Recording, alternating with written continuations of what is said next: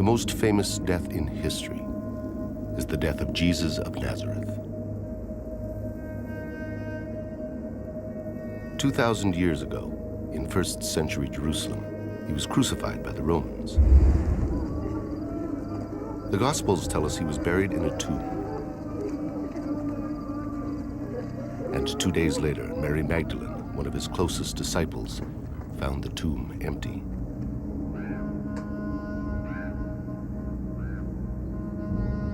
But according to the Gospel of Matthew, there was another story circulating after Jesus' death. And though the Gospel calls it a lie, it was rumored that Jesus' disciples secretly took their master's body, presumably to give him a permanent burial.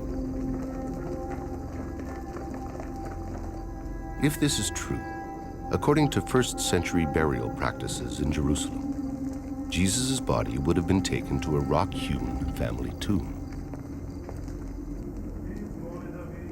Given that he was crucified for insurrection, the reburial would have been done in secret by his closest disciples. Jesus' body would have been shrouded and left to decompose. 1 year later, his disciples would have returned, this time joined by his family for the final burial ceremony. Mary, Jesus' mother, would have attended the ceremony. Mary Magdalene would also have been there. His brothers, Simon, Joseph, Judah, and James would have prepared Jesus' bones for the final burial, placing them in a limestone coffin called an ossuary.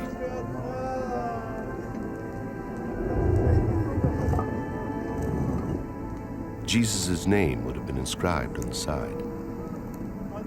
His ossuary would then have been placed in a niche in the inner chamber, sealed away forever, deep inside his family tomb.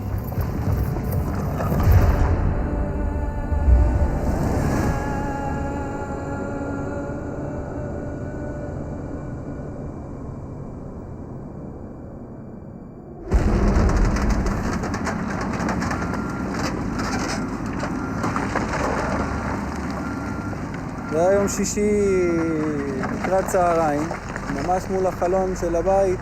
זה היה אתר בנייה שהתחילו לבנות אותו. כדי לבנות היו עושים פיצוצים בהר, היו מפוצצים עם דינמיט את ההר, ואז בתור ילדים מסקרנות רצנו לראות מה קורה ואיפה זה. ואחרי שהיה את הפיצוץ וכל האבק שקע, מה שראיתי בעצם מרחוק בהר, ראיתי את איזה מערת קבורה, יש לה משולש עם העיגול, וזה היה הרבה יותר מכוסה. In the spring of 1980, in Tel Piot, South Jerusalem, construction blasting exposed the entrance to a burial tomb. It was 2,000 years old. הבן שלי מגיע, הוא הגיע בריצה הביתה. אמא, הבונים רוצים להרוס מערת קבורה שמצאו.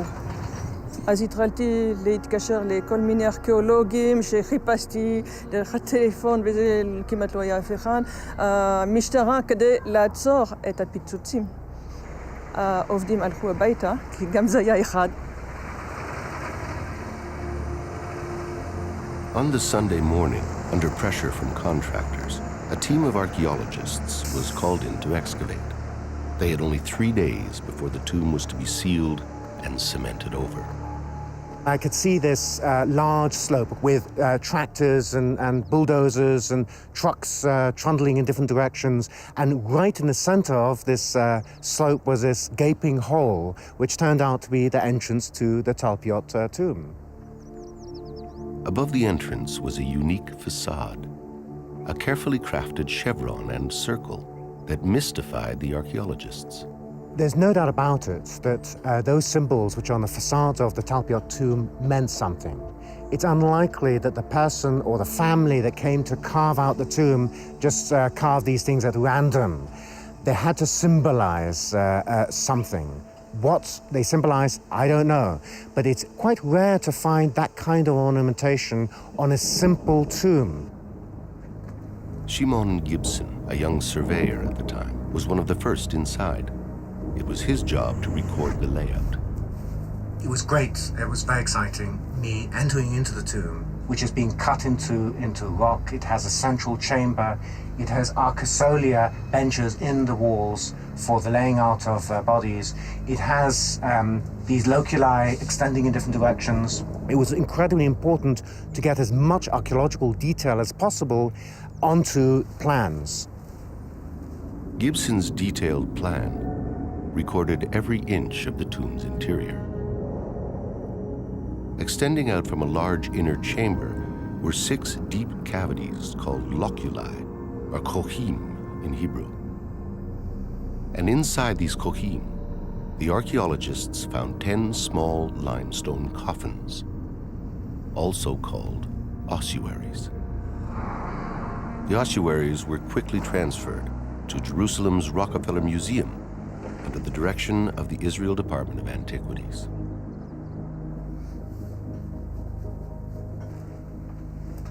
The bones and remains found inside were bagged and boxed and put aside for reburial.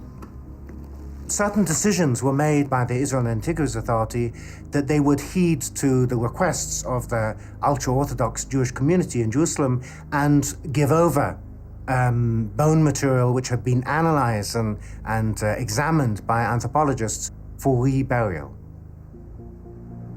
And then they began the process of cataloging the ancient bone boxes.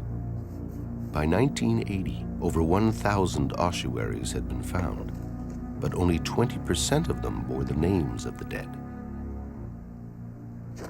Here it was discovered that 6 out of the 10 ossuaries had inscriptions. They are not monumental inscriptions. They're not intended to be seen and viewed by everybody, and they're not there to commemorate the dead. They are there so that when family members come in and start shifting the boxes around so they can put a new one in, they know which one is which and which belongs to who. The archaeological record shows that the custom of using ossuaries for burial in Jerusalem only lasted for about 100 years, ending around 70 of the Common Era when Jerusalem was destroyed by the Romans. And so the discovery of inscriptions on stone coffins like these provide archaeologists with a catalog of names specific to the time of Jesus. And on one of the ossuaries discovered in the Talpiot tomb, written in Aramaic, was an astonishing name: Yeshua bar Yosef.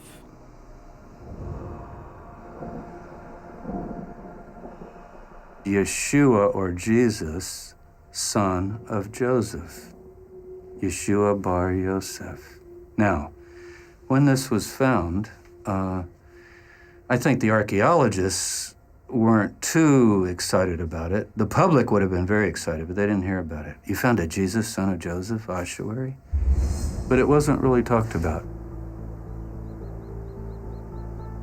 Today, the Jesus, son of Joseph ossuary is in the hands of the Israel Antiquities Authority, or IAA, as are the rest of the stone coffins taken from the Talpiot tomb. Most of them have been locked away and stored in this massive warehouse. But why?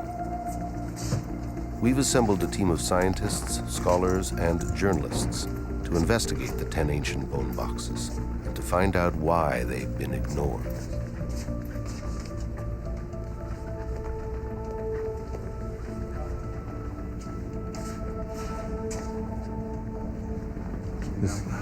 This is it. Felix? Yeah. This one is 503. This is it. This is it. Jesus, son of Joseph. Today, it takes an expert in ancient writing like world-renowned Harvard professor Frank Moore Cross to examine the inscription. Because even though it is one of the plainest ever found on an ossuary, its letters are so informal that it's very difficult to read. This being quite informal, and this particular one quite messy. Academics describe it as a graffiti, so cursory it's almost as if it was meant to be read only by intimate family. There's an X here before the name. And then the name Yeshua, then the father's name is perfectly clear, Yehoseph, the son of Joseph. I have no real doubt that this is to be read Yeshua, and then Yeshua bar Yehoseph, that is Jesus, son of Joseph. Jesus, son of Joseph. Professor Cross's examination of the photograph has now shown us exactly what to look for on the actual coffin. Yud Vav Shin Ein. Yud, Shin, Vav, Ayin, Jesus. Bet, Resh, son of. Yud, He, Vav, Samech, Pei, Joseph. Jesus, son of Joseph. It's quite amazing, eh? Amazing is not the word for it. Can this stone coffin be linked to Jesus of Nazareth? To answer that question, we have to examine all the archaeological evidence uncovered in this family tomb. Does it fit with Christian tradition? Does it challenge certain articles of faith? If the bones of Jesus were to be found in an ossuary in Jerusalem tomorrow, and without doubt, let's say they are definitely agreed to be the bones of Jesus, would that destroy Christian faith? It certainly would not destroy my Christian faith. I leave what happens to bodies up to God. It seems that Christians can accept the possibility that the remains of Jesus were transferred to a family tomb. Thereafter, he could have risen and appeared to his followers as the Gospels report. According to Christian faith, Jesus then ascended to heaven. In theory, the ascension could have been spiritual, leaving his body behind. In fact, those who take a strictly historical approach to the Gospels would expect to find Jesus' remains in his family tomb. When he's first buried, it's in a temporary tomb. And later, unless he somehow magically disappears and goes to heaven, which is a position of Christian faith, but if you're going to be historical and realistic, he would be put in a permanent place of burial as a good Jew, okay? Well, the tomb, you have to have a family tomb. The family tomb of Jesus. If the ossuary found in the Talpiot tomb, marked Jesus, son of Joseph, did at one time contain the mortal remains of Jesus, then all the ossuaries in that tomb would have to belong to members of the Jesus family. On the other 5 ossuaries reported to have inscriptions, we should only expect to find names from the family tree of Jesus. Jesus was the son of Mary and Joseph. But what many people don't know is that according to Christian tradition, he had 2 sisters, Miriam and Salome. And the Gospel of Matthew tells us he had 4 brothers, Simon, Judah, James, and Joseph. His adoptive father, Joseph, was descended from King David. But Joseph most likely died in Nazareth and would have been buried there, not in Jerusalem. Jesus' mother Mary, Maria in antiquity, was also of Davidic descent. But unlike Joseph, according to later Christian tradition, she died in Jerusalem.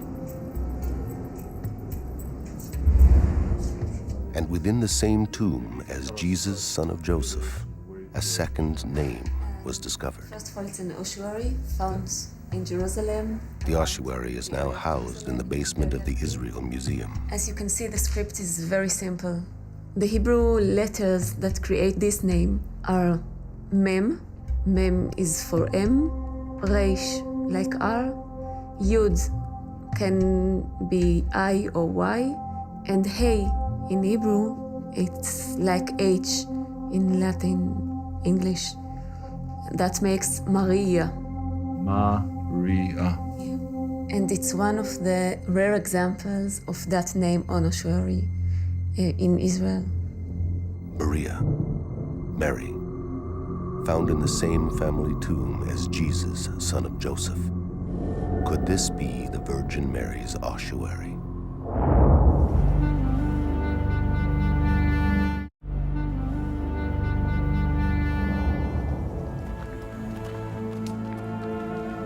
Throughout history, from the first Greek writings of Mark, the earliest gospel, the Virgin Mary's name has come down to us in only one form, Maria. It is a Latinized version of the Hebrew, Miriam. After Jesus' death, Mary continued with his teachings and must have gathered a large following. In those times of religious transition, Roman converts also began to follow Jesus. And so as her popularity grew amongst his followers, Mary's name was Latinized. That is why the New Testament records her name as Maria. Written in Hebrew, the name Maria is very rare, but it's exactly what was found on the ossuary in the Talpiot tomb.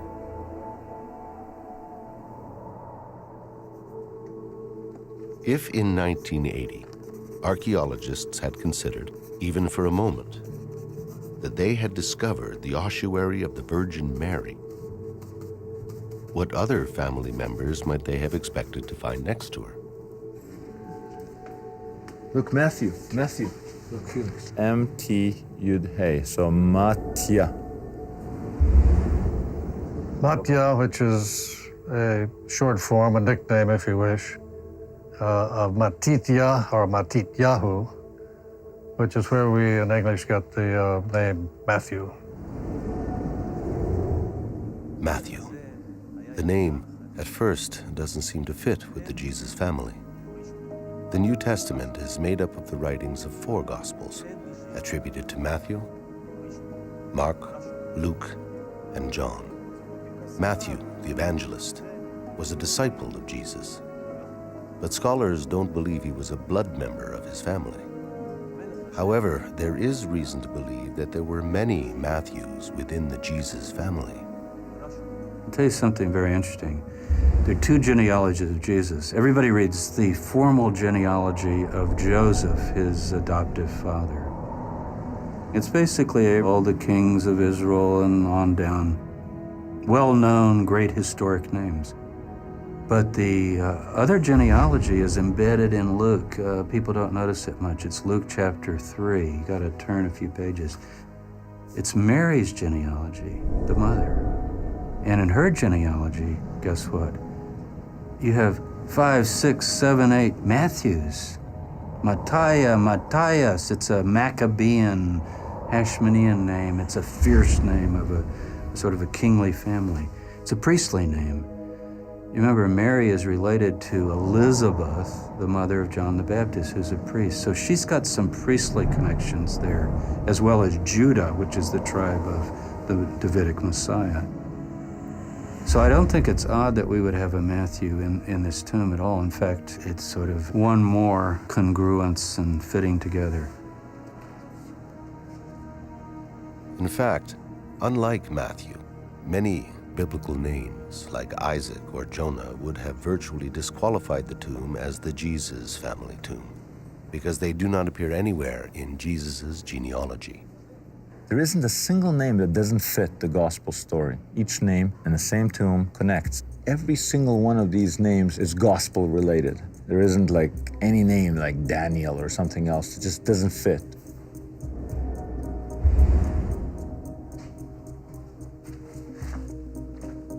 On 3 ossuaries, 4 names had been uncovered: Joseph, Jesus, Mary, and Matthew. And then on an ossuary found deep within the tomb, another name was discovered. This inscription says Yosa, with a hey in the end. It's a diminutive of Yosef. There is no question about it. As an ossuary inscription, this would probably be quite unusual. If I'm publishing in English, I say, okay, there's a Joseph. Well, there's not just a Joseph. It's Yosei. Now, in Hebrew, Yossi in Israel today is quite common. Yossi, Joseph, like Joey. But Yosei you will never hear. And you didn't hear it in the ancient world either.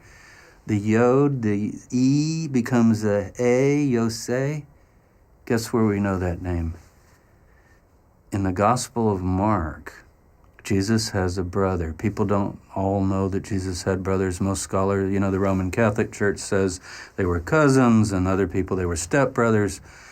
But most of the historians and the biblical scholars have pretty well now admitted Jesus had brothers. They're named in the Gospels, the four brothers, James, Joseph, Jude, and Simon. But the Joseph in Mark, only in Mark, our earliest Gospel, is not Joseph, it's Yosei. Yosei, or Josie in the English, was the brother of Jesus. But the Gospels don't tell us much more than that. He disappears after 3 brief citations. What happened to Yosei is a mystery. But if the ossuaries from the Talpiot tomb belong to the Jesus family, then Yosei has finally been found. Of all the ossuary inscriptions ever discovered, there is only one with this unique spelling of the nickname Yosei.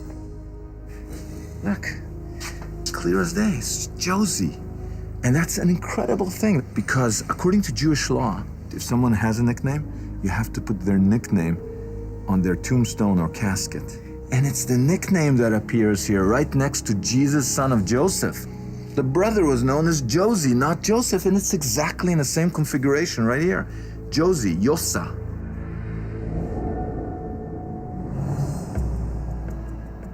In 1980, archaeologists were cataloging ossuary names in lists of hundreds.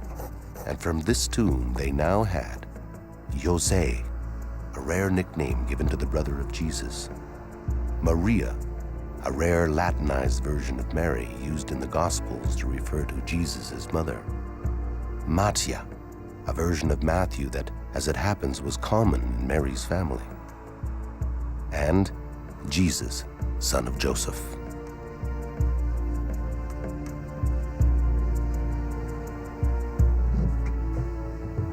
All found together in a family tomb, all cleaned and cataloged, all bone material reburied together, here in an especially consecrated grave outside Jerusalem.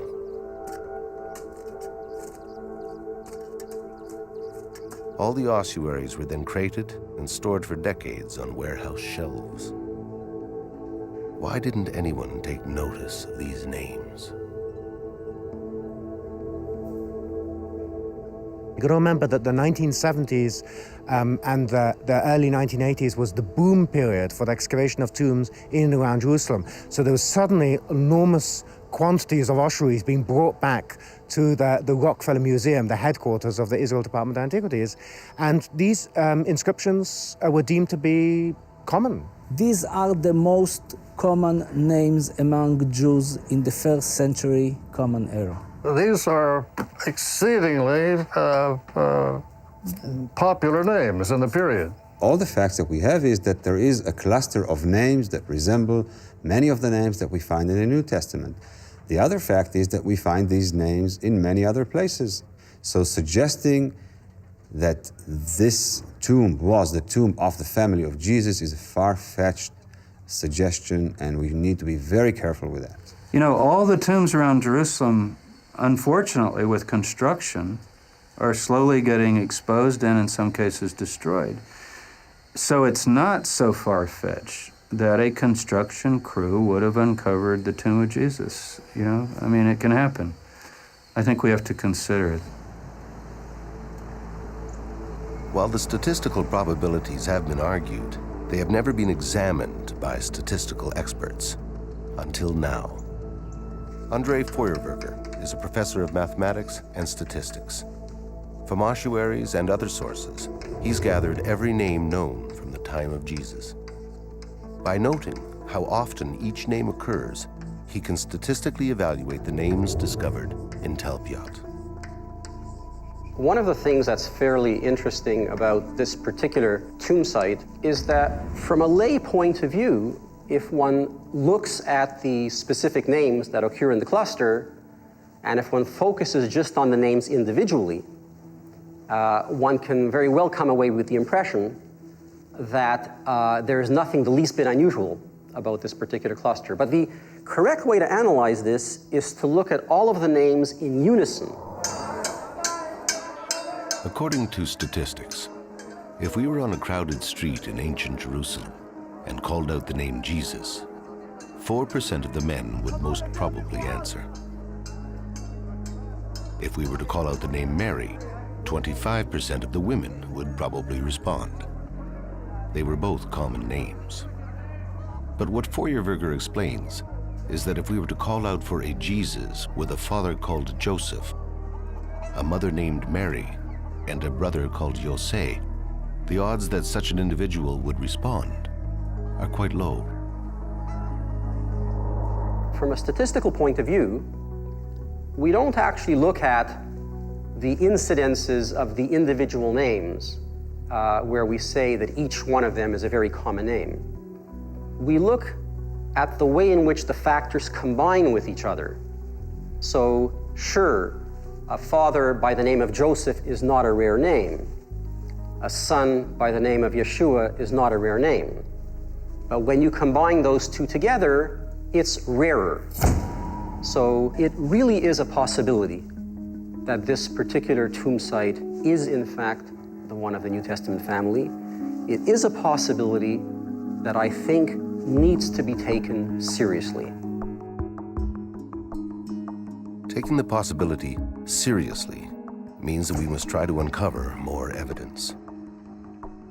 And one way to do that is to find the Talpiot tomb. But more than 25 years ago, the tomb was reburied, sealed, and cemented over. A huge complex of apartments was built on top. Even if the tomb can be located, it may well be impossible to get into it, sitting under meters of concrete and foundation. Poring over architectural plans decades old and cross-referencing the IAA archaeology reports, our team believes they've discovered the underground location of the Talpiot tomb. The Talpiot site is perfectly situated halfway between ancient Jerusalem and Bethlehem, the two cities most important to Jesus and his family. It would have been an ideal location for his family tomb, considering that surviving members would have traveled from both cities to visit the burial site. If you think about it, it's perfect. It's right between Jerusalem over there, where Itai is, and Bethlehem is over there. This is where, if I was a member of the Jesus family, this is where I would want to be buried, okay? So we know that there's a tomb right over here, right? Our research shows that in 1980, 2 tombs were discovered on the Talpiot site. The roof of the second tomb had been partially destroyed by construction, but it was sealed up again and not excavated because of time constraints and pressure from religious groups to keep it undisturbed. The archaeological reports show that this second tomb is 20 meters north of tomb number 1. The apartment blueprints show that tomb number 1 is located under a patio and beside a bedroom wall. This, we believe, is the tomb we're looking for. Now, we know that one of the tombs is under the patio. We know that there's pipes coming out. That's where you come in. There's some potential. Crude IAA sketches suggest that both tombs may have had access pipes installed before building continued above them. It's common for pipes like these to be added at the request of rabbis in response to the Orthodox belief that spirits need a clear passage from a tomb. We're going to go down however many feet it is till we hit bottom. I mean, once we're down there, if the drawing is accurate and we've got that curve in that pipe, the camera's going to go down the curve, we're going to see what's there. My concern is that those pipes are bogus, that whoever built it just built pipes there to make rabbis happy. Oh yeah, the souls can move, and there's nothing there. Ideally, you stick your camera down that thing. Yes. Confirm that there is a tomb, that there's a space in between the tomb and the bedroom, if you will. I don't know how deep it goes. We cut a hole in the bedroom wall. Boom, we're in.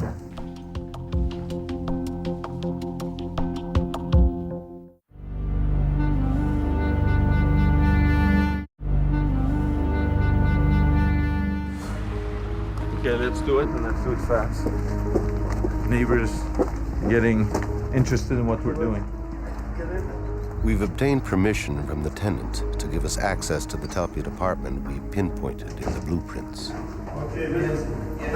can't believe anybody would live over Room anyways. I don't know where it is. We've only been given 2 days. It's over here. Come on. This is it. This is it. Yeah, this is it. Listen, we need a tape measure. That one. This is the real thing. Goes now. Look at this. We're at 7 feet, 8 feet. Some resistance, but that's not the bottom. There's more. What's blocking that? This isn't a dummy plate. Bill Tarrant is our expert with probe and remote-operated cameras. Even if the access hole is as small as 1/4 of an inch, Bill can get a camera inside.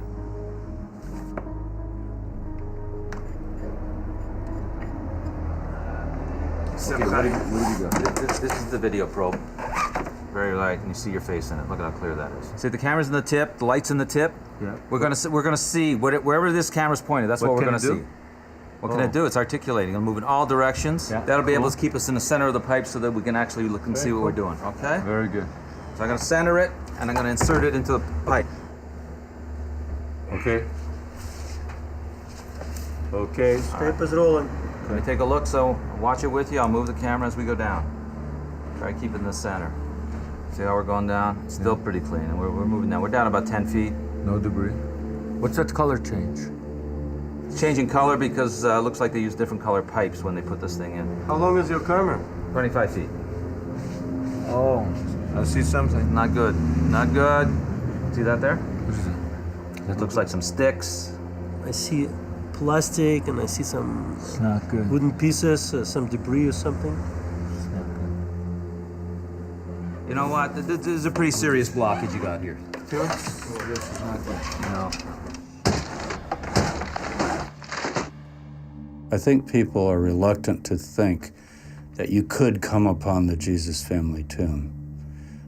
And yet, there's Cleophas, the priest who had Jesus crucified. His tomb was found by a bulldozer south of Jerusalem a few years ago.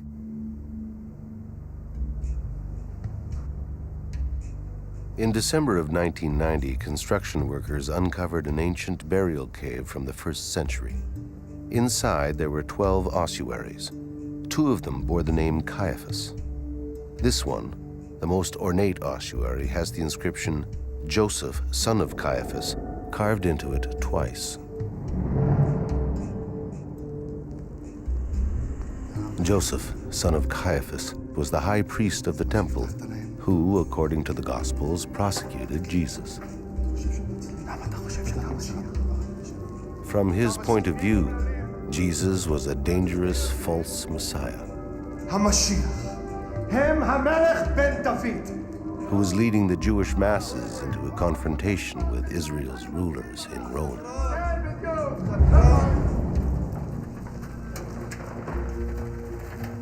The Caiaphas ossuary was found. So it's not as though no famous, you say, well, it couldn't be anybody. No matter what we find, couldn't be anybody important. Why not? It seems to me there's a double standard. You said that Caiaphas is, in all probability, the high priest who prosecuted Jesus according to the Gospels. Whereas this entire cluster is dismissed, well, these are just common Jewish names. I mean, how are you so convinced that this is the Caiaphas? You find more ossuaries in that same tomb, less fancy, with the name Caiaphas, not Joseph, son of Caiaphas, but with the name Caiaphas on it. So it's definitely the tomb, as all tombs were, of a clan. This is the tomb of the Caiaphas clan.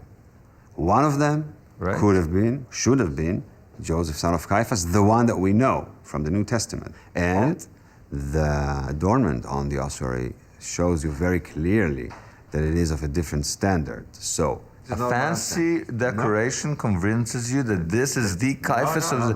Caiaphas is not that common name. It's not as common name as Jesus, Joseph, John, or Mary. It is a rare name. It's a name that we know from both Jewish sources and from the New Testament. And it is good in dating and timing for that period, and it could be that one. The fact is that we have never found anywhere else an ossuary with the name Joseph, son of Cleophas, anywhere else. On the other hand, you have a whole bunch of unique things. Yosa, which you find in this tomb, and that specific variation of the name you only find in the Gospel of Mark as a brother of Jesus. Only in this tomb, no other, as rare as Cleophas. In fact, rarer, because in the Cleophas family tomb, you found several Cleophases. Yosa appears once, period, out of all the thousands of ossuaries that have been found. Yet nobody says, in all probability, that's probably the brother of Jesus of Nazareth. Nobody does that. The fact that the probabilities in Cleophas are very high does not say in all certainty that this is the one. There was no inscription inside saying, I have crucified Jesus.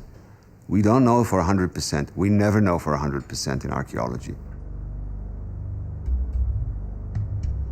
But the experts do seem 100% comfortable connecting some ossuaries directly to famous names in the Gospels, as long as they steer clear of the Jesus family. At the fifth station on the Via Dolorosa, the path Jesus walked carrying his cross, we find a dedication to Simon of Cyrene.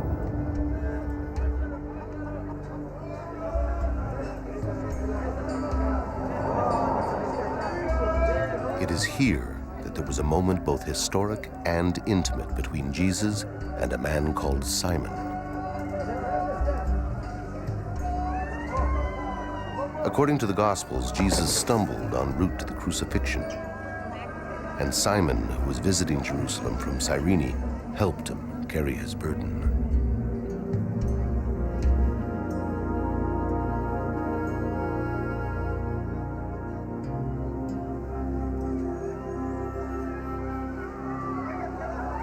Simon and his son Alexander became early followers of Jesus. Experts agree that their ossuary has been found.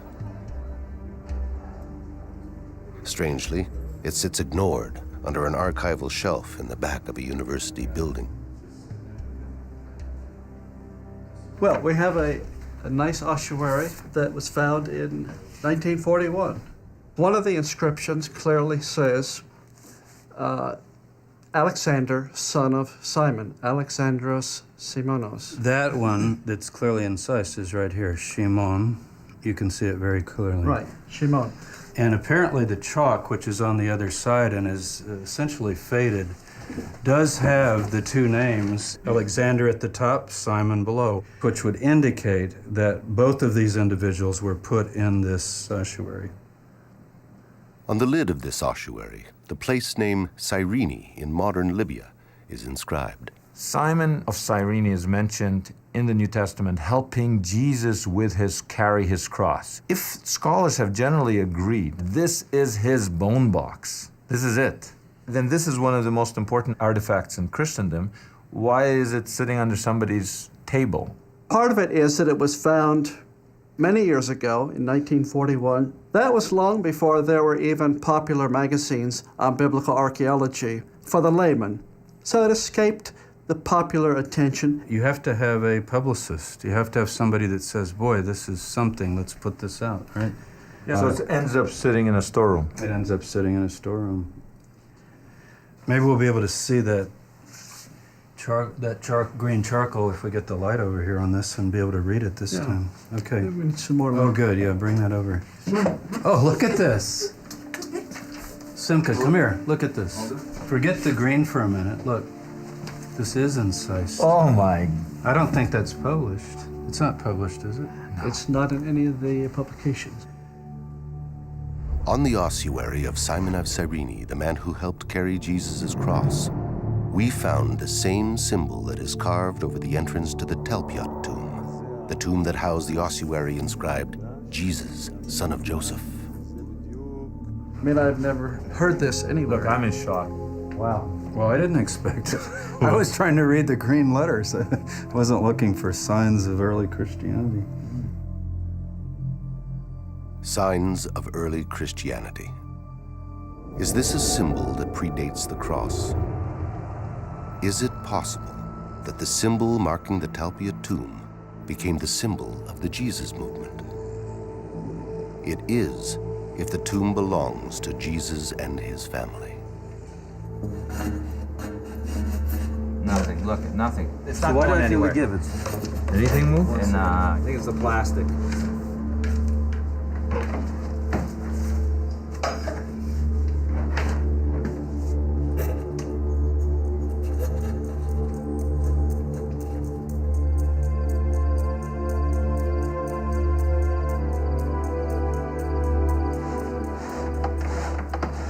You know, Simcha, I'll tell you, it's a very serious blockage. Simcha, you know, we're at the point now. I think we got to call in a plumber. We're gonna break into the tomb with a plumber. You got a better idea? Itai. Yeah. We need a plumber. Now? No, nobody will come now. It's almost 9 p.m. So call him now and bring him tomorrow. This is crazy. Start with the plumber. What else we gotta do?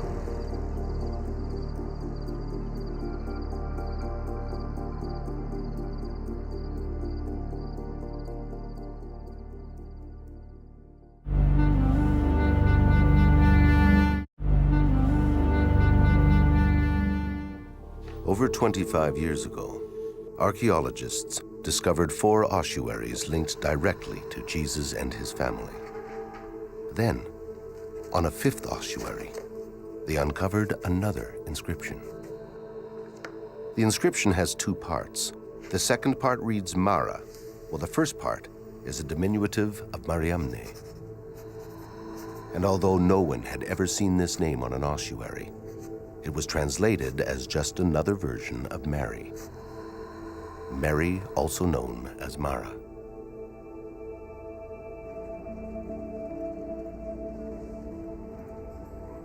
But would it make sense to find in the Jesus family tomb 2 ossuaries with the name Mary? First, Maria, the name used in the Gospels to refer to the Virgin Mother. And the second, a unique spelling of both Mary and the name Mara. It might make sense if the second Mary, this Mariamne, was Mary Magdalene.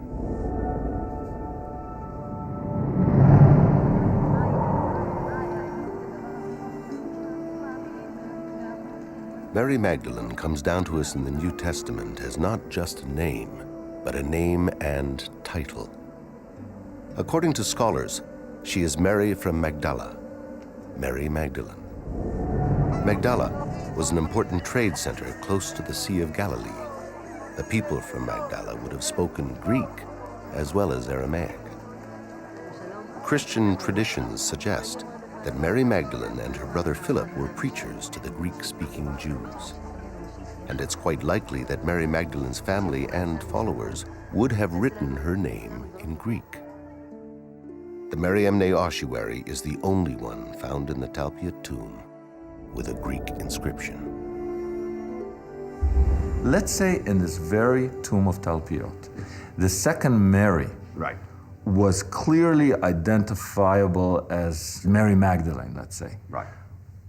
What would be your reaction then inside this cluster? It would be fascinating and certainly draw much more attention and raise many more questions, but it isn't. We don't have Mary of Magdala in that tomb.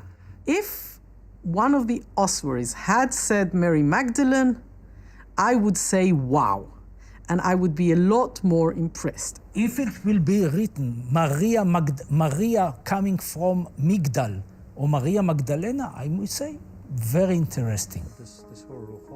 If the Mariamne inscription could be connected to Mary Magdalene, it would be more than interesting. It would be statistically compelling because we could create a combined probability equation for the Talpiot cluster that includes Mariamne.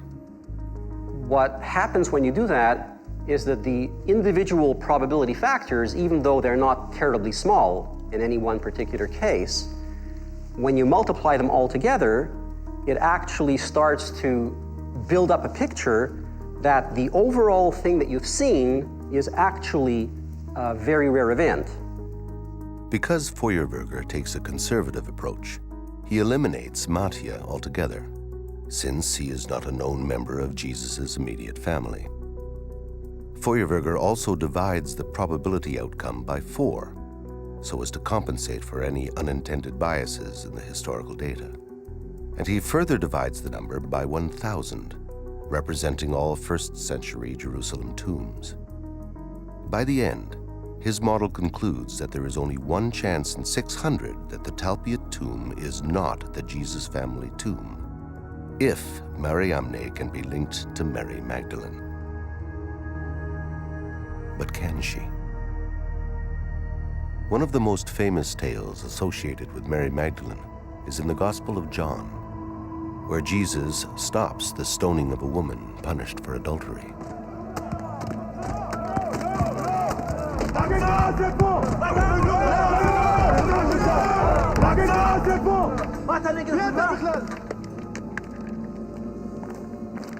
But there is no indication in the text that the unnamed woman is Magdalene.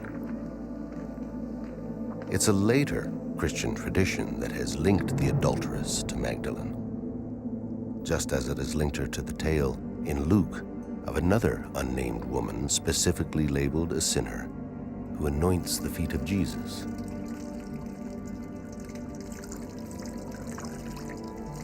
Drying them with her hair.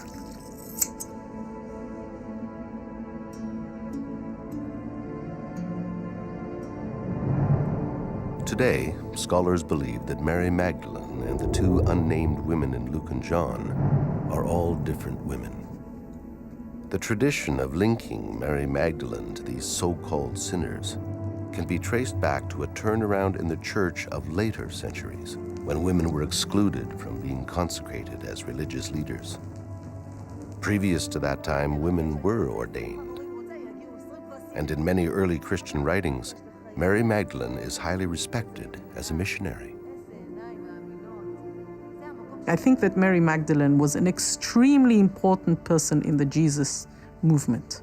So important that I think, this is my opinion, I know I'm not representing anybody else in this, but I think that she actually is the real founder of Christianity. Mary of Magdala was a major apostle on a par with Peter at the time of Jesus.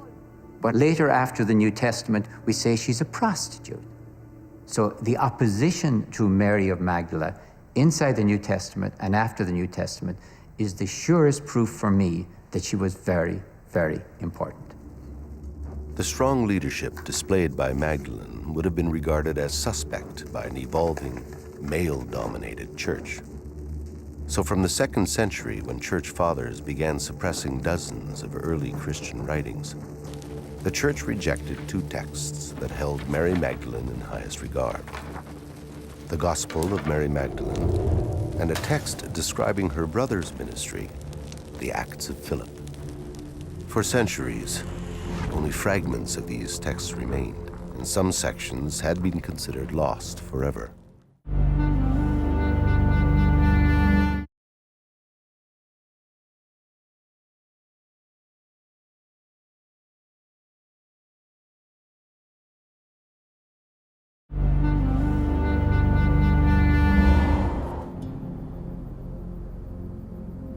In 1974, in an ancient monastery on Mount Athos in Greece, a Harvard University professor, Francois Bovon, uncovered a 700-year-old manuscript. It was the most complete copy ever found of the 4th century text, the Acts of Philip. In it, Bovon claims to have discovered an early description of Mary Magdalene, unmarked by later Christian tradition. In the Acts of Philip, she is completely, there is no mention of her previous life. She is seen positively as a Christian missionary. So she is completely at the same level as male missionaries. She preaches, she teaches, she baptizes, she carries even the title apostle. If in the early Christian movement Mary Magdalene was an apostle, then the unique alias Mara on Mariamne's ossuary could be pointing to something extraordinary. In Aramaic, Mara means master. Mara, the master. Even today, if you go to the Armenian quarter, the archbishop or one of the priests would be like Mar Samuel or Mar whatever, Lord, Master. You can still hear it. So it's a sign of respect for a rabbi, for a teacher, related to the Mara, the Lord, the Master. It is clear in the Acts of Philip that Mary Magdalene is respected as a preacher, baptizer, and apostle, strong and faithful, and close to Jesus. It would make sense then for her followers to refer to her as Mara, Master. But what about the spelling of the first name in the inscription, the unique Mariamne, never found before or since on any other ossuary? In the Acts of Philip, Mary Magdalene's name is spelled M-A-R-I-A-M-N-E,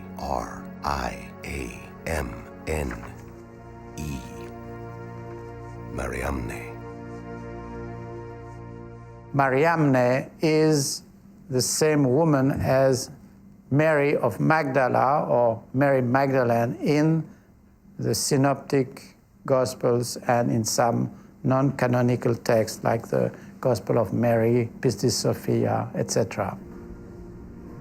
The Acts of Philip seem to explain all the mysteries behind this inscription. But if this is really the ossuary belonging to Mary Magdalene, then there's one more thing that needs to be investigated. The common held belief, based on medieval tradition, is that after the death of Jesus, the disciples were expelled from Judea and scattered to many lands, traveling and spreading the word of God.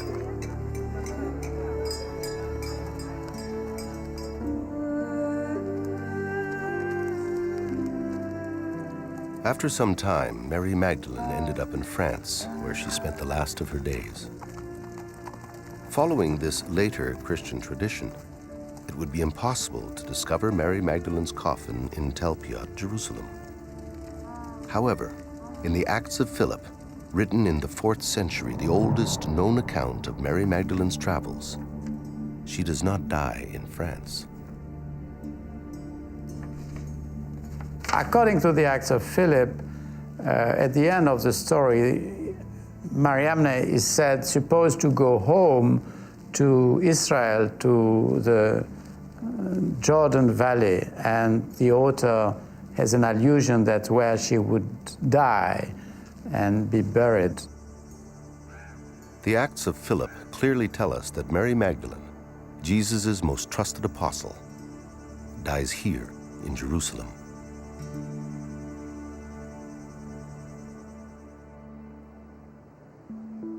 Would it really be that implausible to find her buried beside Jesus in the tomb of the Jesus family?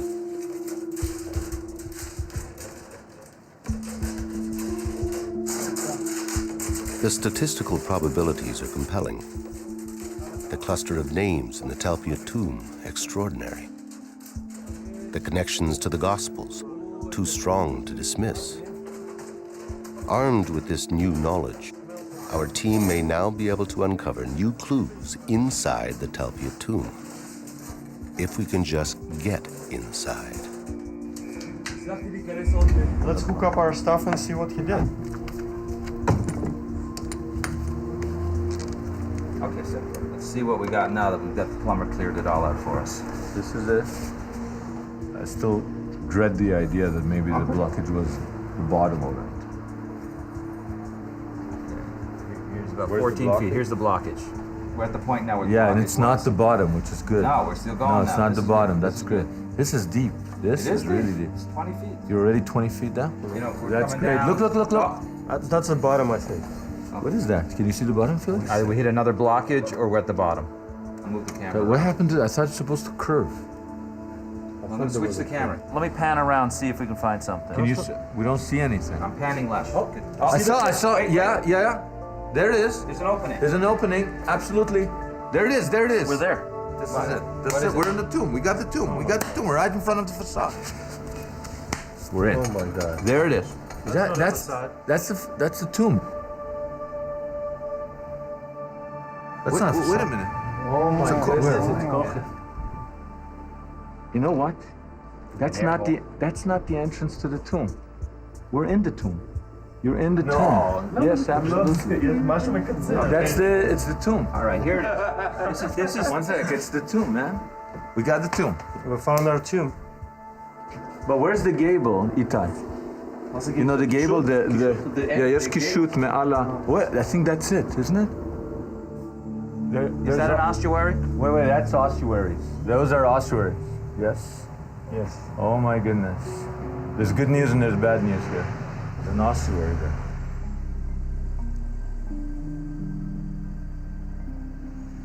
Well, what does that mean? Well, it means we're in the wrong tomb. Our tomb is empty. So, what are we gonna do? It's the wrong We're in tomb. the wrong tomb, man.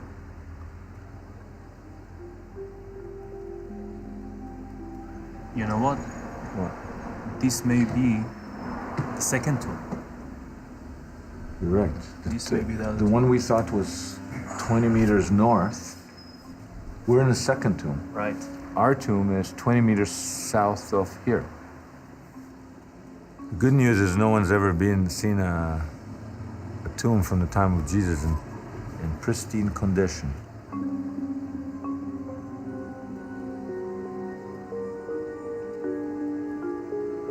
Although we found ourselves in the wrong tomb, perhaps these finely crafted ossuaries, so close to the Talpiot tomb, are somehow connected to Jesus or his followers.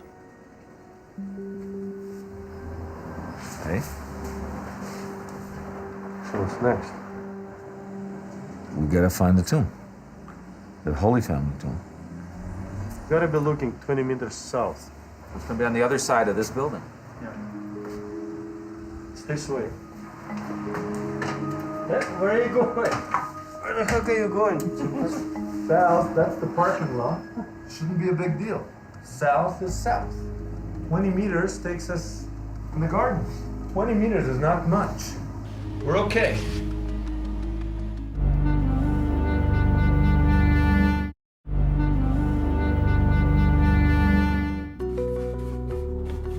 In 1980, the IAA cataloged 4 of the 10 ossuaries from the Talpiot tomb as bearing no names. But these ossuaries were far from plain. Several displayed ornamental rosettes on their sides. And on the rear panel of the ossuary cataloged 80-506, they found a large cross mark. Okay, look at this. Look at it, Felix. Some kind of mark. It looks like a cross to me. It looks like a cross. But this cross mark was immediately dismissed as a mason's mark. It is theorized that mason marks were scratched onto ossuaries by the coffin carvers as signatures, or marks indicating how lids should be aligned to boxes.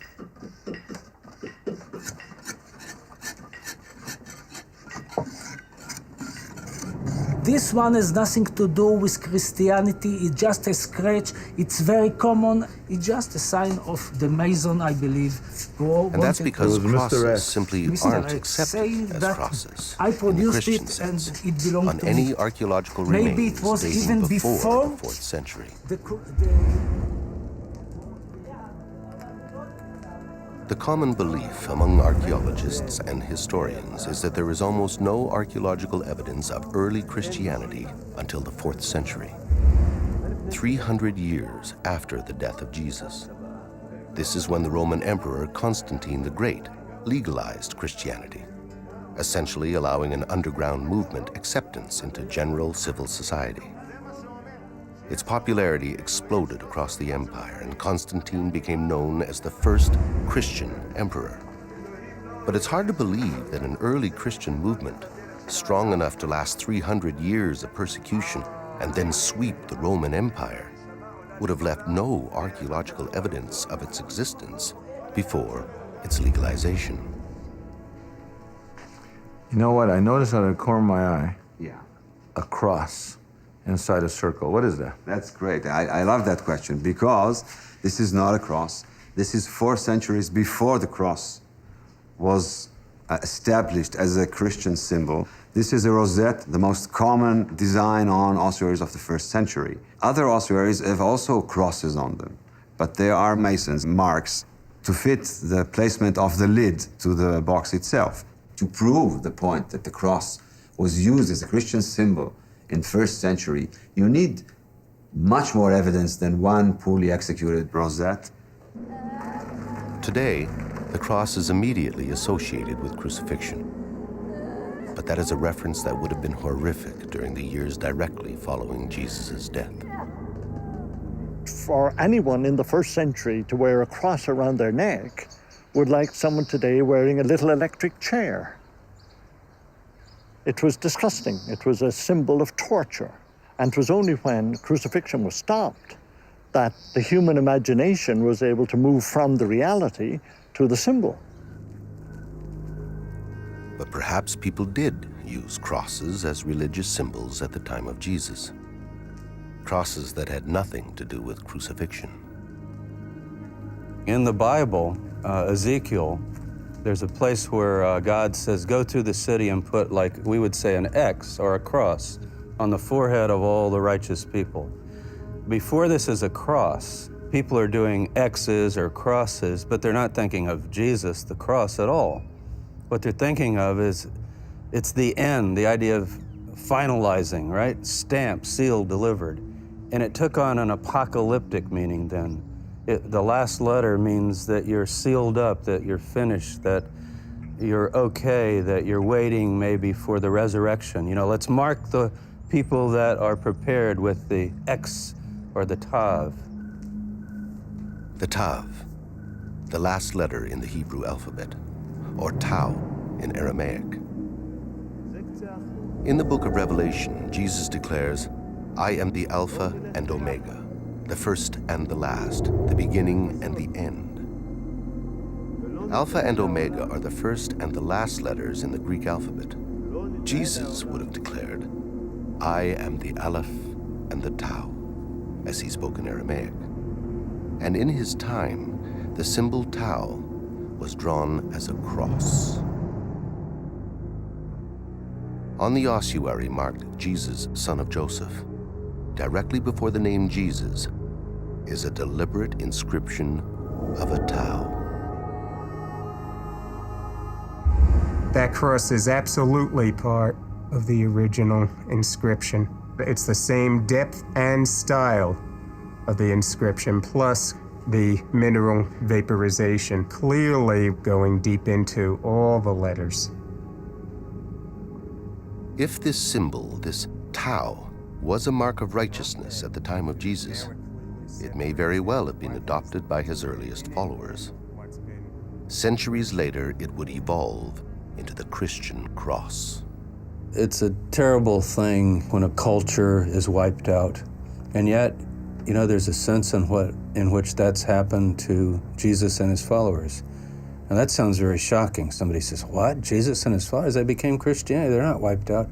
But that original movement, the way they originally were as Jews right here in this area, believing in their own version of the Jewish faith, but also following Jesus, that sort of disappeared. And I think it's disappeared for theological reasons, even though I think the material evidence is around, if we'll just open our eyes and see it. Could it be that there was a movement made up of Jews who saw Jesus as their Messiah, not their God? And because this movement largely disappeared from history, we are blind to the archaeological evidence they've left behind. If there is evidence for this movement of Judeo-Christians, the logical place to look for it is here. According to tradition, this is the view Jesus had when he walked up the Mount of Olives and gazed upon the Jewish Holy Temple. Where the Muslim gold dome of the Rock now stands was once the Holy of Holies. There the Ark of the Covenant was housed. According to Luke, Jesus looked at the temple, foresaw its destruction, and wept. Where he wept is here, Dominus Flevit. a holy site on which Franciscan monks built this monastery in 1891. This spot would have been the perfect place for a Judeo-Christian cemetery. Overlooking the temple, they were sure Jesus would come back to rebuild. That's good. In 1953, while renovating, the Franciscans discovered a 2,000-year-old cemetery. This ancient necropolis was partially excavated by a well-known archaeologist named Bellarmino Bagatti. Bagatti claimed that these ossuaries belonged to some of the earliest followers of Jesus. If this is a early Judeo-Christian cemetery, then that means that our tomb is not sitting in some kind of archaeological vacuum. It's really part of a network of cemeteries. This can provide an archaeological context for our tomb. In this network of tombs, the Franciscans discovered a bone box with an inscription naming one of the most famous early Christians, Simon Bar Yonah. Now, I don't know if everybody will recognize that immediately, but Jesus said to Simon Peter, who's venerated later as the Pope and the head of the church, "You are Simon Bar Jonah, blessed are you, Peter." See, his name is not Peter, that's a Greek word. His name is Shimon, Shimon Bar Yonah.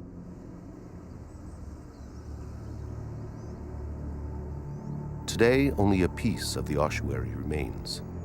The Franciscans have stored it in a small museum beside their church.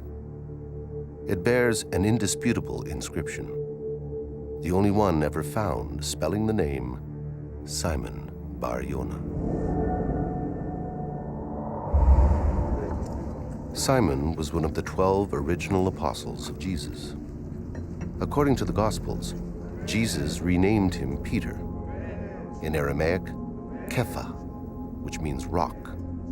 He's considered a saint by many Christians and the first pope by the Roman Catholic Church.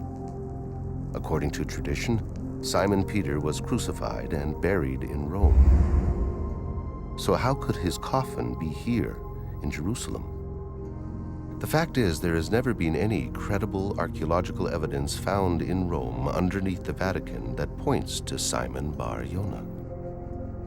And here sits an ossuary discovered at Dominus Flevit, bearing his name. So if this is a Judeo-Christian necropolis, it is part of a network of cemeteries and tombs that belong to the early followers of Jesus, including Jesus' family.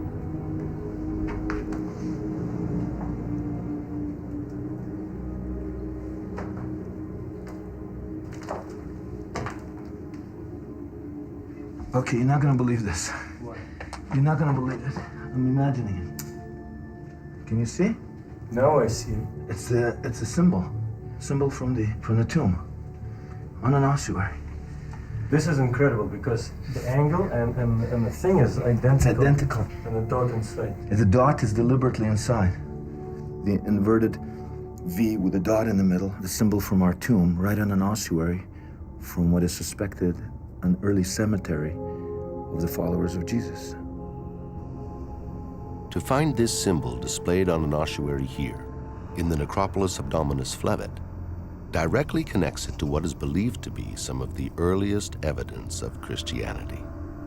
As to who may have been buried in this ossuary, and whether or not he knew the Simon of Cyrene who displays the same markings on his bone box, or the Jesus son of Joseph whose tomb has been emblazoned with the same symbol, we can only speculate.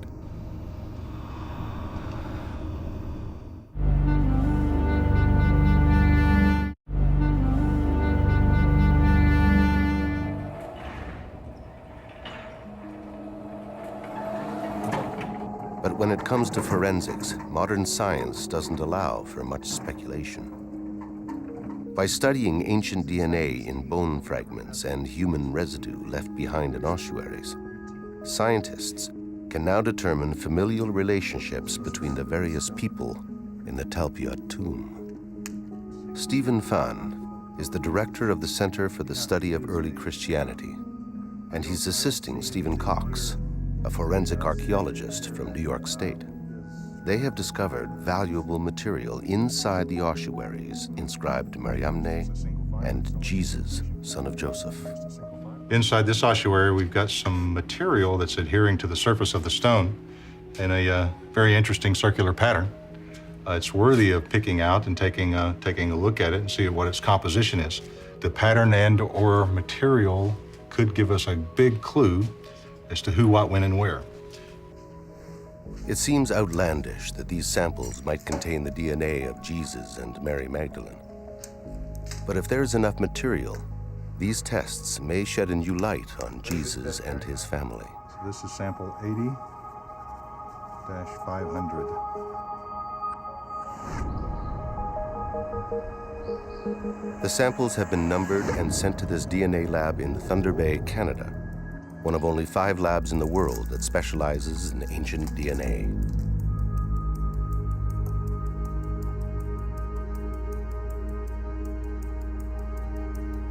The scientists don't know that the samples belong to a Jesus, son of Joseph, and a woman who might be Mary Magdalene.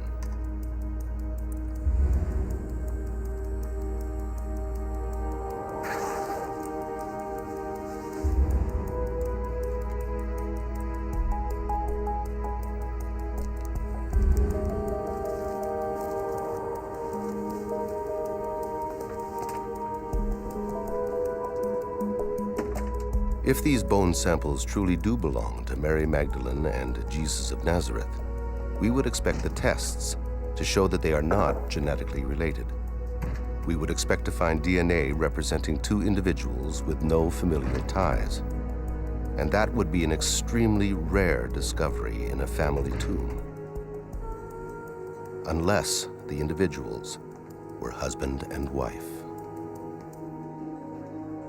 Okay, so we received the samples that you sent up, and when we first examined them, they didn't look very good, very dry, very desiccated, very small and very fragmentary.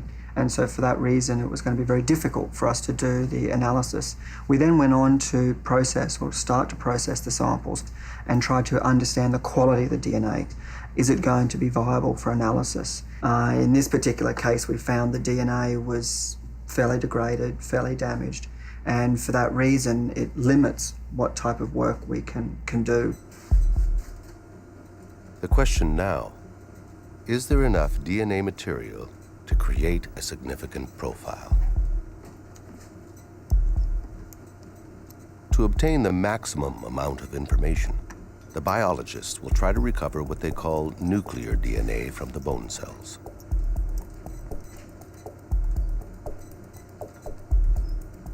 The extraction analysis showed that nuclear DNA was very difficult to recover.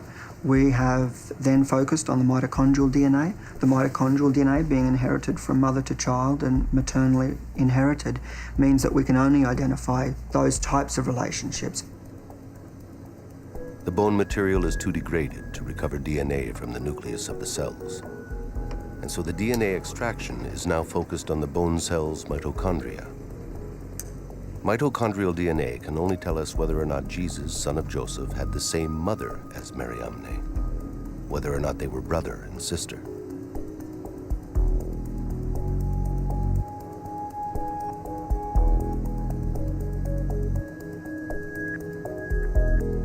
If the biologists cannot recover mitochondrial DNA from the bone cells, the test will have to be aborted. And we will never know the true relationship between Jesus and Mariamne.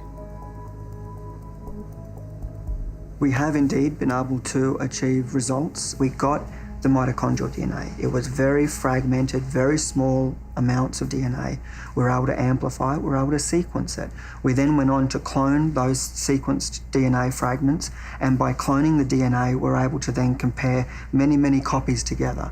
And that increases the validity of the work, and that way we're able to compare the sequences between that one individual and the other individual. And that's essentially what we've done, and I can show you the results here today. Okay, so what we have here is we have 2 sequences, just representative sequences, one from each individual.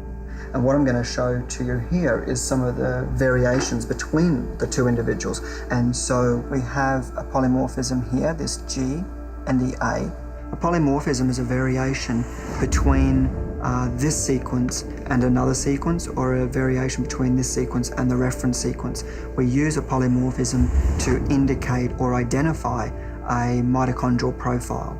And this polymorphism shows one difference between the two individuals.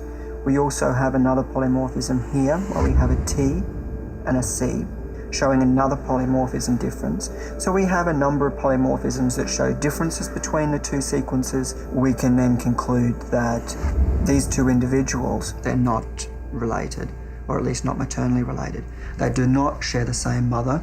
It can't be mother and child. It can't be brother and sister. So for these particular samples, because they've come from the same tomb and we suspect it to be a familial tomb, these two individuals, if they were unrelated, would most likely be husband and wife.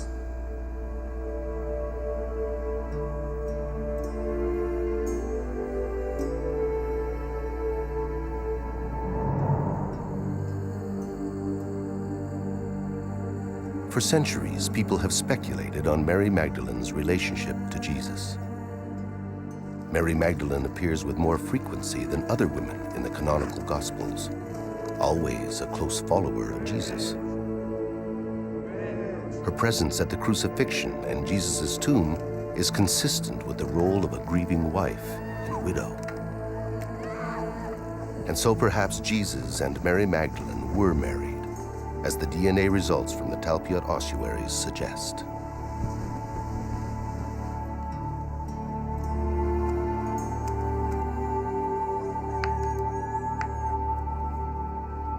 And perhaps their union was kept secret to protect a potential dynasty. A secret hidden through the ages. A secret we may be able to uncover in the Jesus family tomb.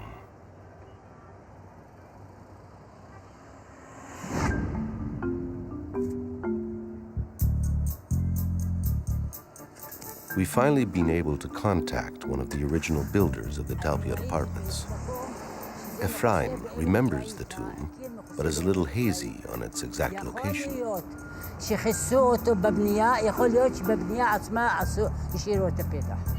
between the two buildings? כן, כן. תראה, לא בנו מעלה? לא, לא, לא. ואתה זוכר שזה לא שם ולא שם? לא, זה באמצע בין שני הבניינים האלה. Okay, he says it's right between these two buildings. Let's try. Between the apartment complexes is a large garden with high terraces, and it's in this area that Ephraim states the tomb is located. לא, רק בקיר הזה. מאחוריי? אז אולי פה. בוא אני אבדוק. But on which terrace is the question? בוא אני בא, תעזור לי. אתה לא תוכל להחזיק מעמד. לא טוב. זה יש דלת של מערה. לא רואה כלום. מה זה האבן החומה? הצבע החום. The neighbors begin to take an interest in the search and point out an inconspicuous cement slab on the lower terrace.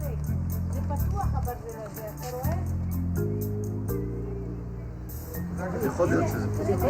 מבחינת אבל מבחינת בנייה, יש לזה... מה עם זה? מה עם הפקק הזה? זה יכול להיות תחת הפקק? Could it be under the cement thing? Ephraim explains that the slab has no structural purpose, but he's interrupted by an almost prophetic visit from a blind woman who's lived in the apartments since their construction. הנה פה, פה. זאת המערה? זאתי המערה. כן? איך את יודעת? איך את יכולה להיות כל כך בטוחה? מה זה? אני זוכרת אותה. היא הייתה פתוחה וילדים פה נכנסו ויצאו ובאו וסגרו את זה. את יודעת אם הם מילאו את זה עם בטון או ששמו חול בפנים או שסתם סגרו? נראה לי שהם רק סגרו את זה. זהו, ואת בטוחה שזה פה, כן? פה, 1,000,000% שזה פה. 1,000,000% certainty. That's all we needed. If we could remove this inconspicuous cement slab, we just might find ourselves staring into the entrance of the Jesus family tomb.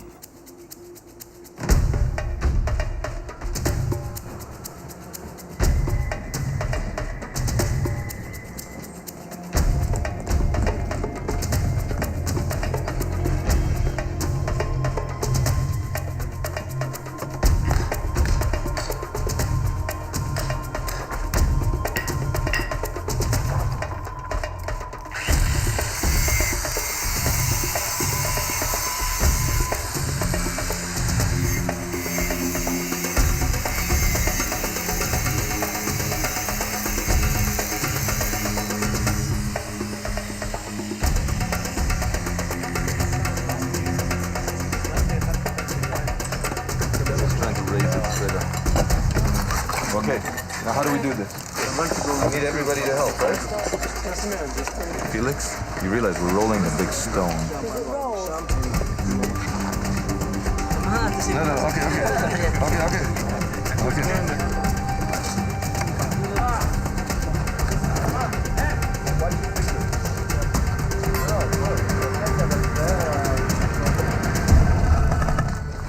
It's unbelievable. This is it. Perfect. It's the real thing. I mean, I'm pinching myself. I can't believe it. Okay, come on. Take the picture and compare, man. What's your first step? It's The long okay. step. All right. Sorry. I can't see anything. As long as I can see the dang scorpion. One step at a time. No, just spiders. No, it's scorpion.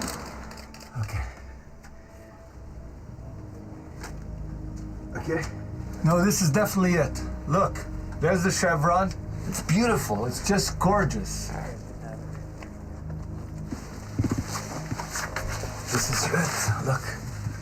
Just like in the book. Just like in the picture.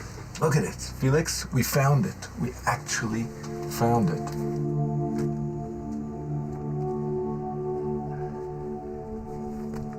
I'm going in. Okay, let's go.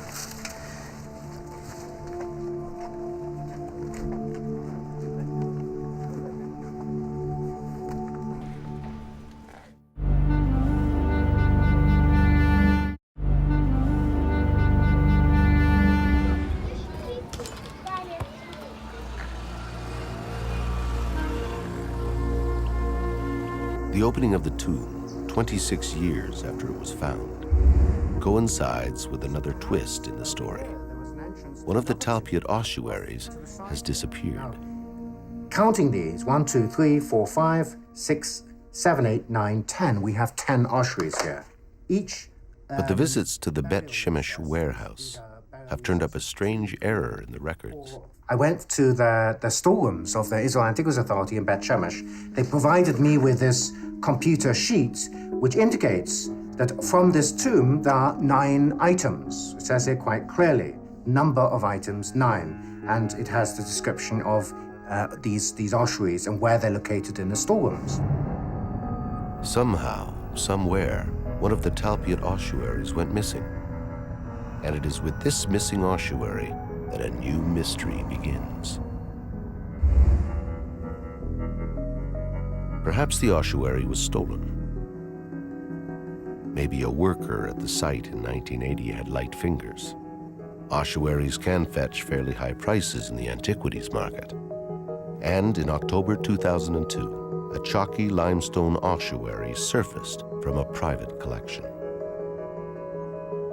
It bore the inscription, James, son of Joseph, brother of Jesus.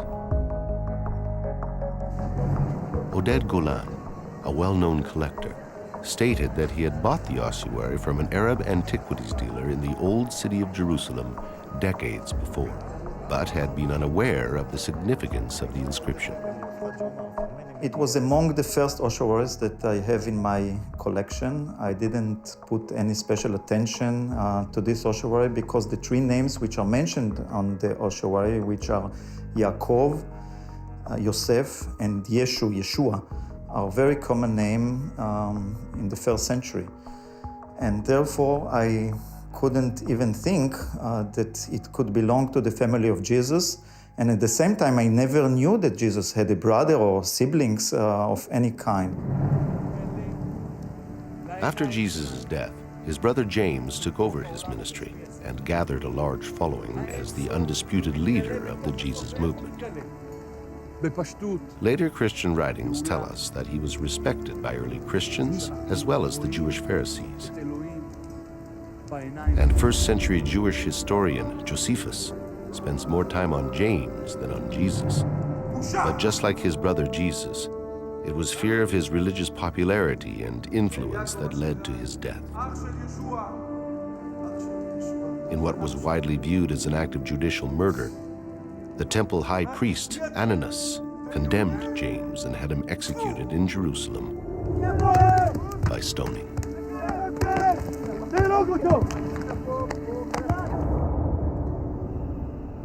The numerous accounts of James's life show an early Christian of such importance that if it was at all possible, he would most certainly have been laid beside Jesus in death.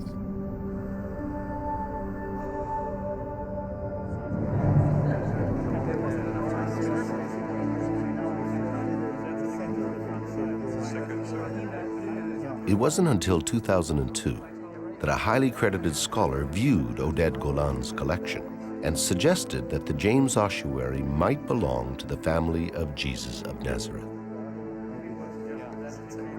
And so began what is now a famous controversy, a battle of scholars and science over the authenticity of the James ossuary.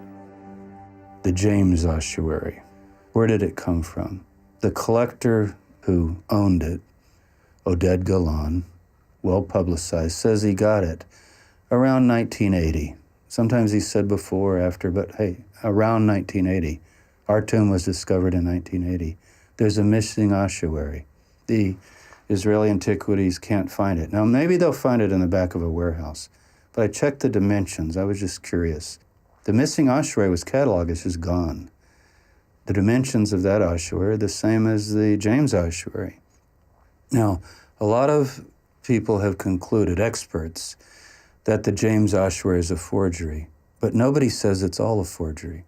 And the position now of the Israel Antiquities Authority is that it originally said James, son of Joseph. I would be fine with that. I mean, you think about it. We've got these 6 names. If the James, son of Joseph, forget brother of Jesus. See what the ossuary says, James, son of Joseph, brother of Jesus. Some people say, well, the brother of Jesus, maybe that was added. It wouldn't matter.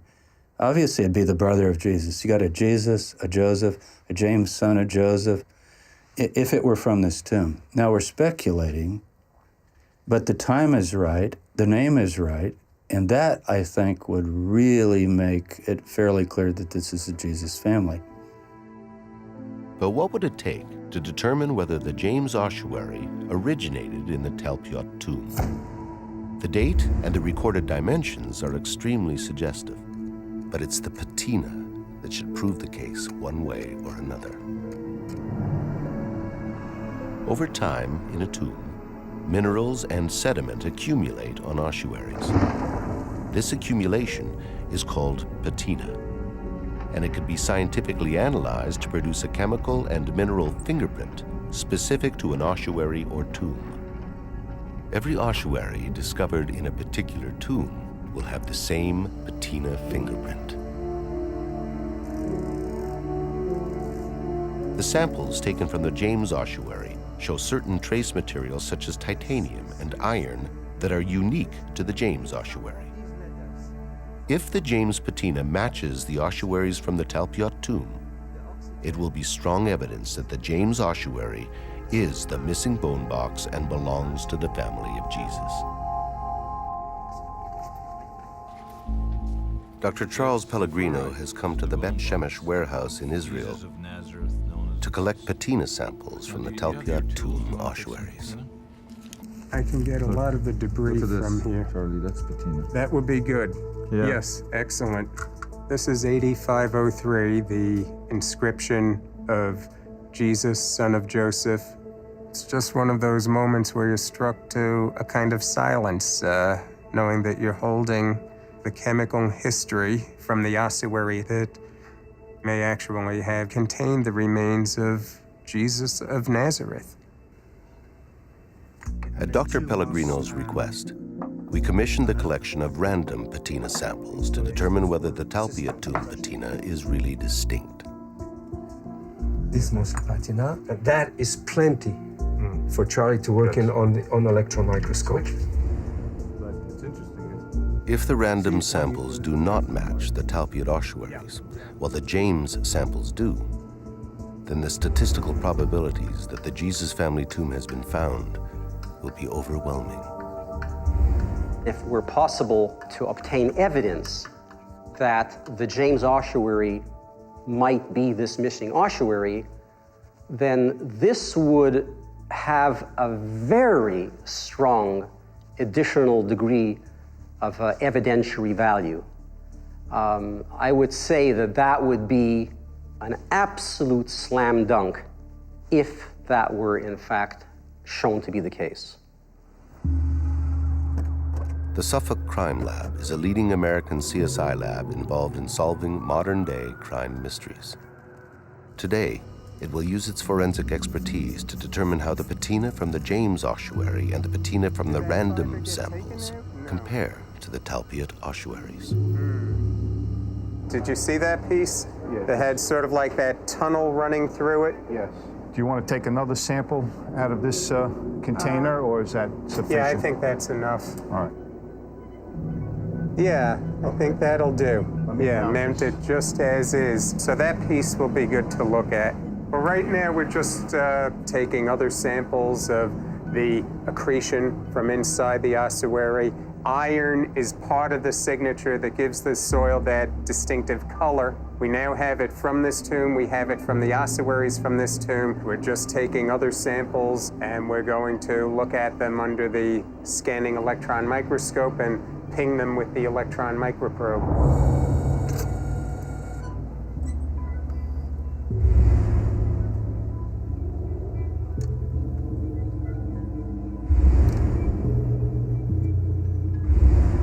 What we're looking at here now is the spectrum of the patina sample that we just analyzed.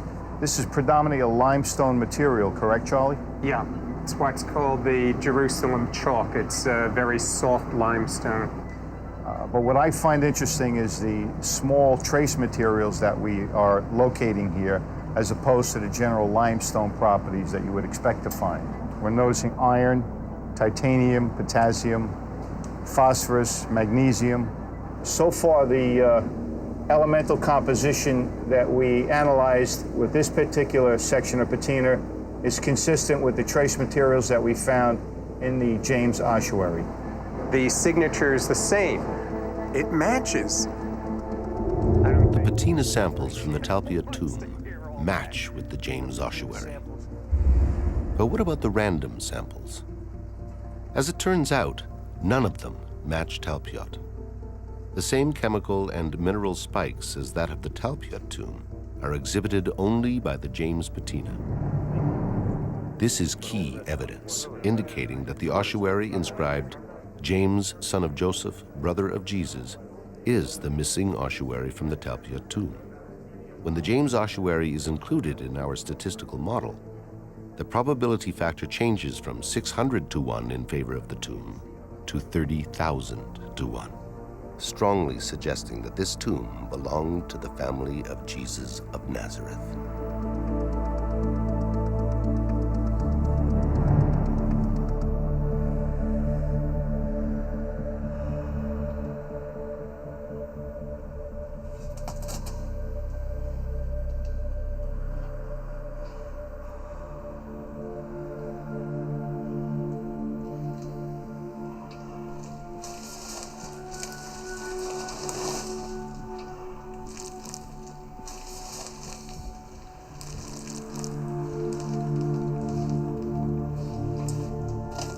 Oh my God. Oh my goodness. Awesome, isn't it? Yeah.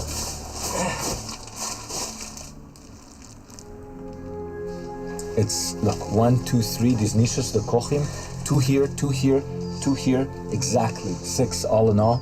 Look, 2 death niches where you lay out the body, Jesus' body, Mary's body would have been there. Look at this. And then look over here, eh? This is it. This is absolutely a jewel of a tomb. Look at it, it's pretty deep, man. Yeah, those kohim are very deep. I didn't realize that. Look at that, Felix. What is that? There's an incision. There's an inscription here. This is Greek. That's an M? You see, that's an N, Greek N.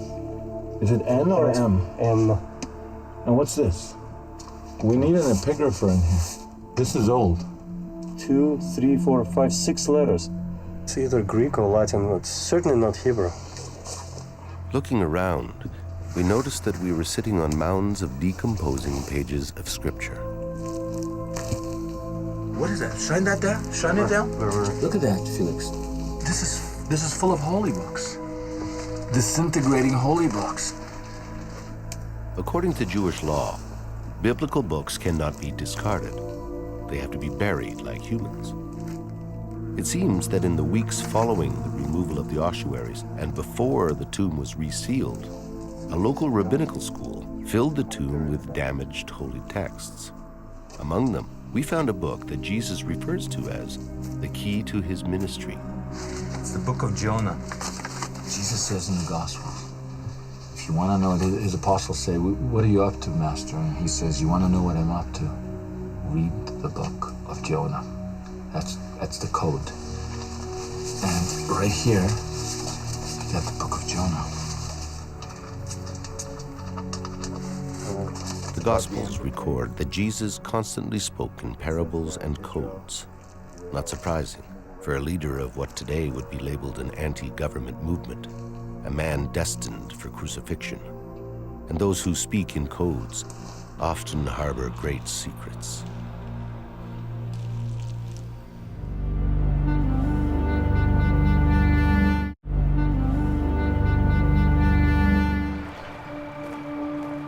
During the rushed excavations in 1980, archaeologists removed from the Talpiot tomb the last ossuary with an inscription. The ossuary belonged to a child. At the IAA Rockefeller Museum, the inscription was translated, Yehuda bar Yeshua. Yes, Yehuda bar Yeshua comes into English as Judah, son of Jesus. Judah, son of Jesus. The New Testament doesn't say that Jesus had a son, but perhaps in this instance, archaeology forces us to throw a different light on the New Testament. Could this bone box have once held the remains of the son of Jesus and Mary Magdalene?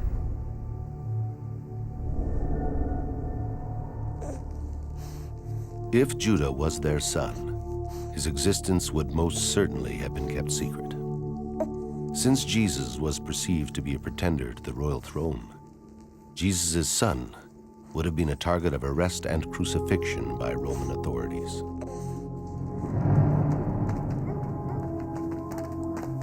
It was a time of great persecution. Anyone associated with Jesus' ministry was threatened. His cousin, John the Baptist, beheaded. James, the brother of Jesus, stoned to death.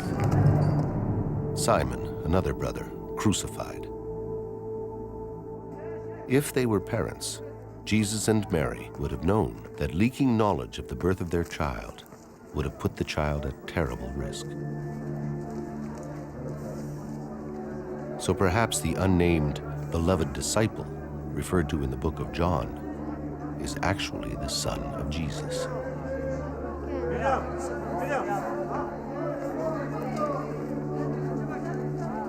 Who remains unnamed in the text to conceal the child's lineage.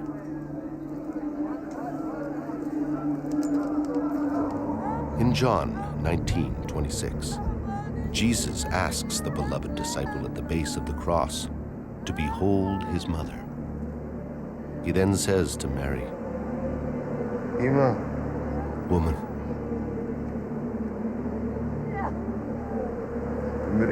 behold your son.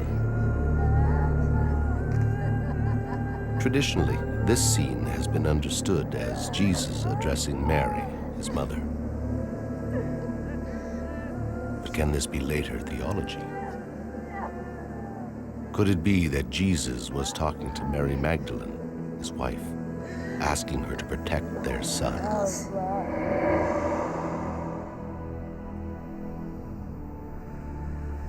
On the other hand, maybe the fact that there was a son in the Talpiot tomb means that the Jesus found in this tomb is not Jesus of Nazareth. Accordingly, we would have to believe that living around the same time, in the same place, there was another Jesus, who also had a father named Joseph, and two close male relatives named James and Jose, and two women in his life, one called Maria and the other Mary Amne.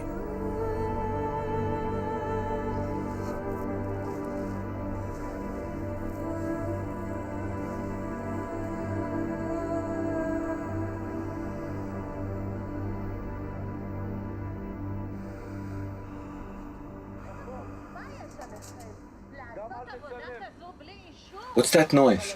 I think they're getting upset they weren't here. I'll go talk to them.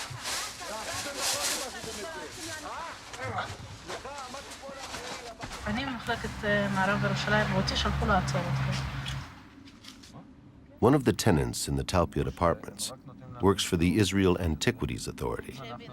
And even though we have permission from the tenant board, she's called in the IAA. אבל אנשי הבניין לא יכולים לתת לכם את האישור, אנחנו צריכים לתת לכם את האישור. למה? לסגור את זה? לפתוח את זה. It was the Talpiot apartment owners who, out of concern for their children's safety, arranged for this tomb to be sealed.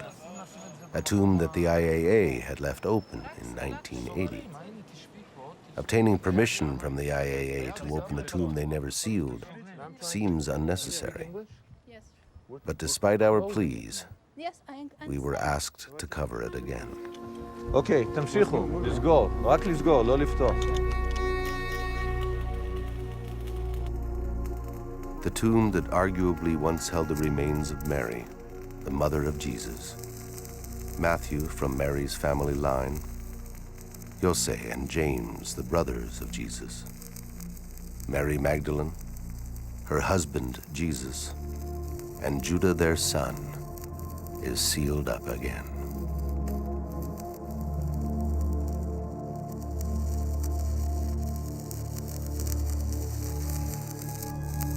Who knows what secrets are still inside, and for how long they will be kept hidden under the Talpiot apartments.